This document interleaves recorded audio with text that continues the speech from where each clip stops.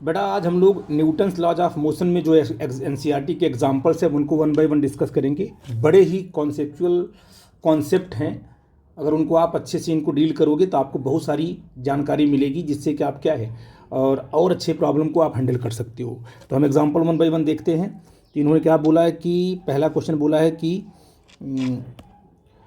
N astronaut accidentally gets separated out of his small spaceship accelerating in interstellar space at constant rate of 100 metre per second square.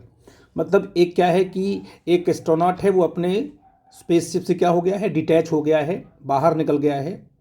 ठीक है ना, accidentally क्या हो गया, वो बाहर निकल गया, डिटैच हो गया। और जबकि ये स्पेसशिप किससे मूव कर रही थी, उसका जो एक्सेलरेशन था वो 100 मीटर पर सेकेंड स्क्वायर था। ठीक, what is the acceleration of the astronaut the instant after he is out the spaceship. जैसे ही स्पेसशिप से बाहर आया तो उस टाइम पर इस एस्ट्रोनॉट का एक्सेलरेशन कितना होगा, ये पूछा गया है। और साथ में ये भी कहा गया है कि इस एस्ट्रोनॉट के आसपास, assuming that there is no, इसके आसपास कोई भी स्टार्स नहीं है जो कि उस पर क्या है, ग्रेविटेशनल फोर्स लगाए। ठीक, मैंने आपसे बोला है कि मैंने पहले ही कहा कि मान लो कोई कार क्या कर रही है, एक्सेलरेट कर रही है।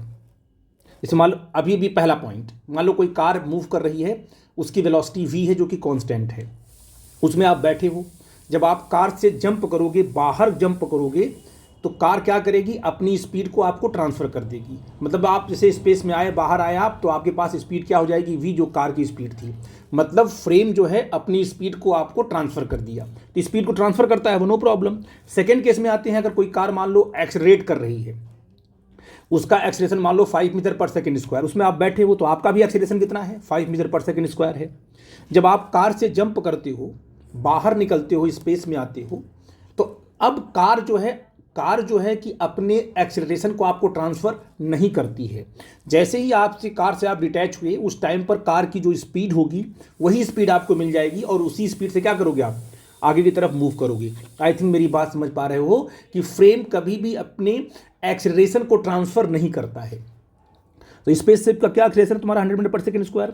अब ये क्या है, जैसे ही क्या है, ये स्पेस में आया बाहर, तो इस पर लगने वाला नेट फोर्स, क्योंकि अंदर क्या है, इंजन क्या है, फोर्स लगा रहा था किस पर, स्पेसशिप पे।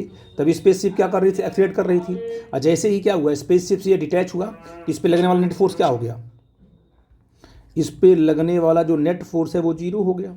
अगर नेट फोर्स जीरो हो गया तो अकॉर्डिंग टू फर्स्ट लॉ इसका जो एक्सेलरेशन भी क्या होगा, आपका जीरो होगा। ठीक है बेटा जी। तो इसका मतलब क्या है कि ये एस्ट्रोनॉट क्या होगा, ये जो एस्ट्रोनॉट है जिस टाइम पर डिटैच होगा, उस टाइम पर स्पेसशिप की जो भी स्पीड रही होगी वो किसको मिल जाएगी, एस्ट्रोनॉट को मिल जाएगी। और ये कांस्टेंट स्पीड से मूव करता रहेगा, और स्पीड अगर कांस्टेंट है तो पक्का क्या होगा, एक्सेलरेशन आपका जीरो होगा। आई थिंक मेरी बात आप समझ गए। हम अब अगले कंसेप्ट पे आते हैं बेटा। क्वेश्चन क्या है 4.2 कि a bullet of mass 4.40 kg moving with a speed of 90 metre per second. किससे मूव कर रही है, इनिशियल स्पीड क्या है इसकी, बोलो जी, 90 मीटर क्या है पर सेकेंड। ठीक है ना।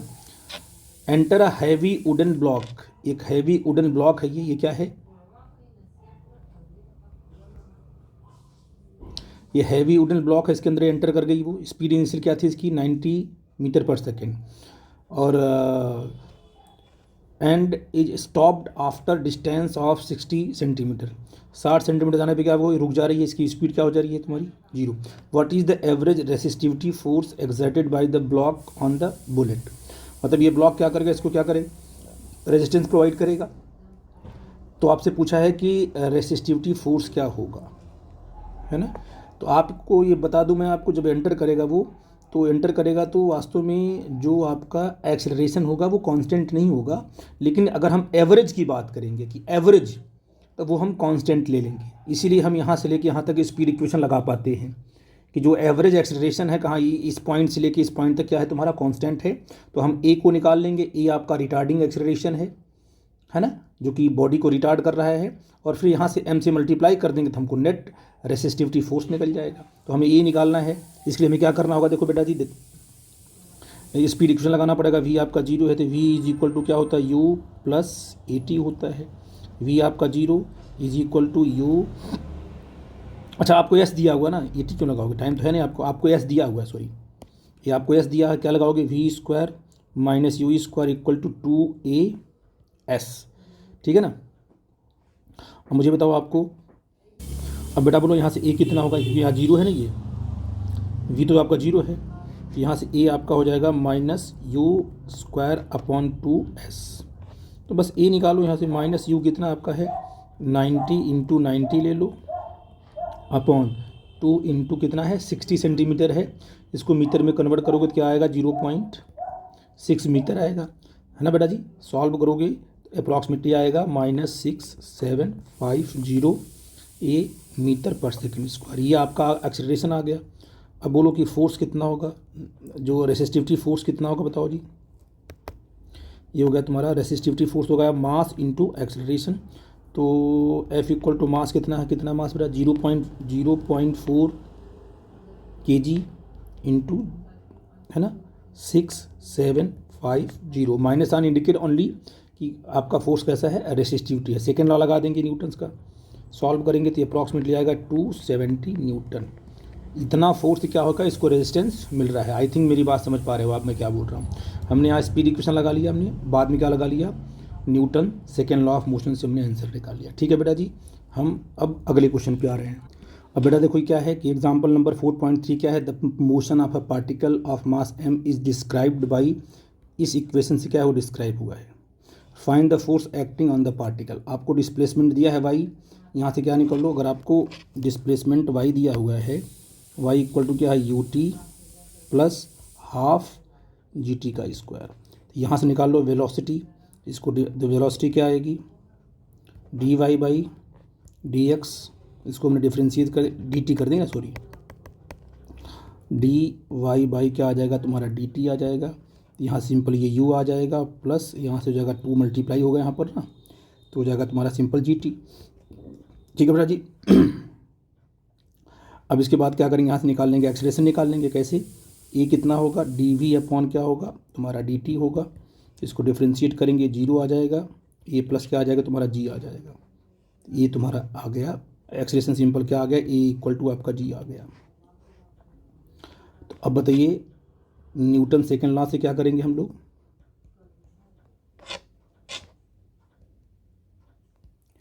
सेकेंड लॉ क्या कहता है, force equal to mass into acceleration. तो फोर्स बोल कितना है, कितना कितना कितना है, फोर्स इक्वल टू मास कितना है m दिया हुआ है, और ए कितना है g दिया हुआ है, तो F इक्वल टू क्या आ जाएगा mg आ जाएगा।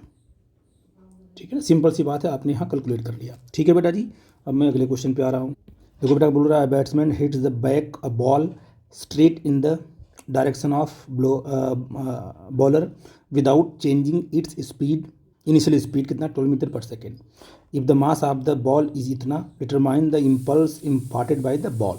आपने कहा ये बॉल है, मान लो इस बॉल का मोमेंटम कितना है, मास इनटू वेलोसिटी, ठीक है ना, ये हो जाए तुम्हारा इनिशियल मोमेंटम। मान लो मारा हिट किया, ये जा करके टक्कर हुई यहाँ पर, ठीक है ना, और ये क्या किया इसने, इसको इसी डायरेक्शन में आपका बैक कर दिया। ठीक है बेटा जी, अगर इसी में आया इन्होंने क्या, तो यहाँ पर हिट करने के बाद क्या होगा, बॉल बिल्कुल बैक आ रही है इस तरीके से, ऐसे वापस आ रही है, स्पीड उसने चेंज नहीं किया, सिर्फ वेलोसिटी चेंज होगी। यहाँ पर क्या होगा तुम्हारा जो मोमेंटम इसका, तो यहाँ देखिए, यहाँ इसका जो है क्या बोलते हैं, इसका मोमेंटम इधर क्या होगा, मास इनटू वेलोसिटी, ठीक है ना, ये होगा तुम्हारा pf होगा। तो चेंज इन मोमेंटम होता है इम्पल्स, तो इम्पल्स क्या होता है, ये होता है चेंज इन मोमेंटम, मतलब pf माइनस होगा तुम्हारा pi। अब प्रॉब्लम क्या है, बच्चे इसको सोचते हैं 0 आ जाएगा, लेकिन नहीं बेटा जी, क्यों, क्योंकि इस साइड में जो मोमेंटम लोगे ये पॉजिटिव लोगे, और इस साइड में जो मोमेंटम लोगे वो नेगेटिव लोगे, है ना। तो आपका नेगेटिव मोमेंटम होगा ना फाइनल मोमेंटम, तो आपने कहा कि फाइनल मोमेंटम नेगेटिव में माइनस m इंटू वी होगा, और माइनस pi तुम्हारा सिंपल प्लस होगा, तो आपने कहा यहाँ पर m इंटू वी होगा। तो कितना निकल के आ गया, मास इंटू, ठीक है बेटा जी, तो कितना हो जाएगा हमारा ये -2 m इंटू वी, तो -2, और मास कितना है बेटा जी, क्या लिया है 0.5 इंटू वेलोसिटी क्या ली है 12 ली है, मल्टीप्लाई करोगे सब आ जाएगा -13.6 न्यूटन। ठीक है बेटा जी, आई थिंक मेरी बात समझ पा रहे हो मैं क्या बोल रहा हूँ। न्यूटन नहीं आएगा, आपका मोमेंटम है तो आपका आ जाएगा